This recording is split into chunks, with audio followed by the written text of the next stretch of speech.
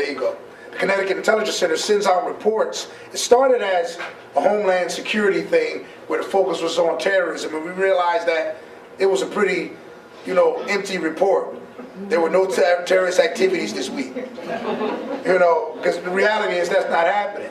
So then they started asking for departments to put out things that have been going on, and it's extremely valuable. And not only here in Connecticut, because we get information from surrounding states.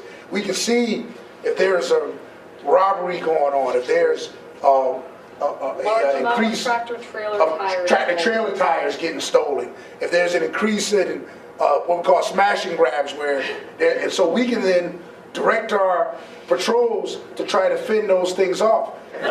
We do extremely well when you compare us to other places. It is sometimes it's amazing. We've got good sharks. Oh yeah, we have some extremely aggressive officers. So they're on condition too, right? They're definitely if they were. See, in the South, some of the southern states allow, which I don't think you should, because it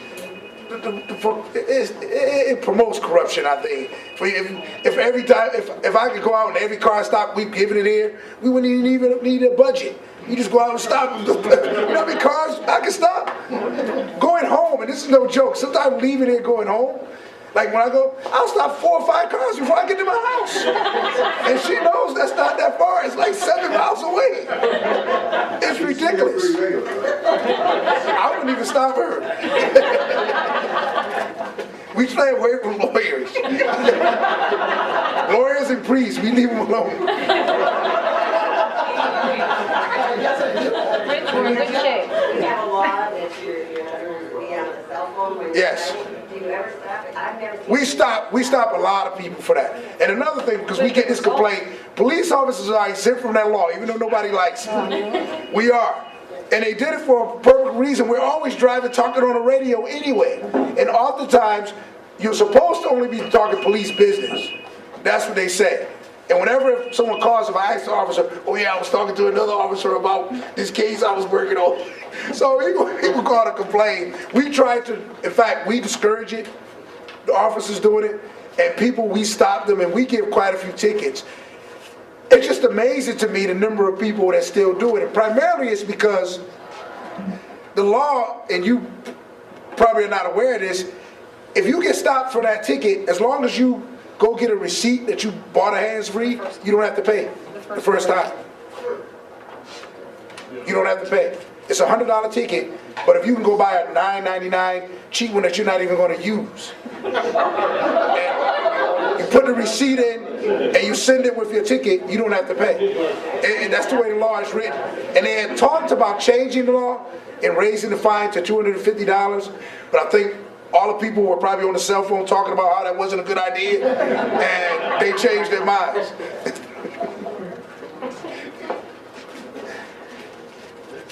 Any other questions? I just want to tell a nice thing about you guys. I was armed robbed in my store at Patty's Treasures and Antiques 7 years ago. Officer Bagley was the detective, and he was on the case.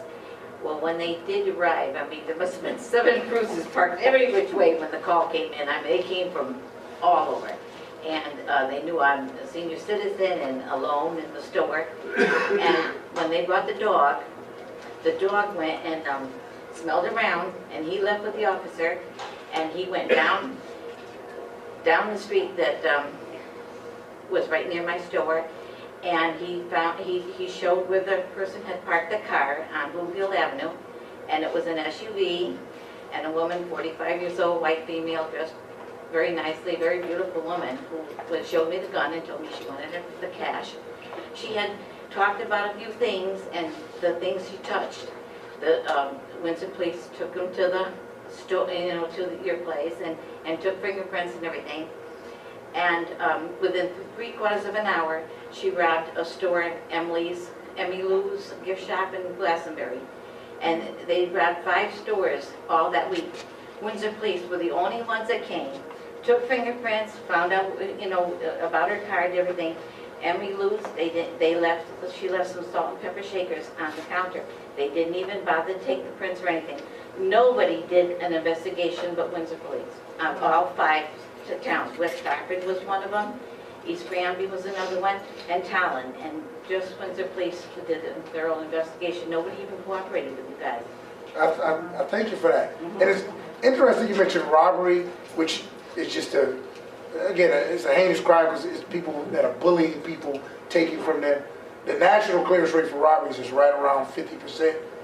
We have been, and I'll just put Lieutenant Francis, who was in charge of the detective division, when he took over, it used to be around like 30-40%.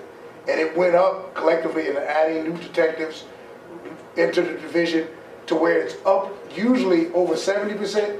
And of the last few years, we had 1 year, and I can't find this, I haven't found it anywhere else, we had 100% clearance for robbery. We solved every one. And Kevin Keir still owes us a steak dinner. I still I do. And it's solved every single robbery, and it is mind-boggling. And in other police departments, kind of, how did y'all do that? And we've been over 80% consistently.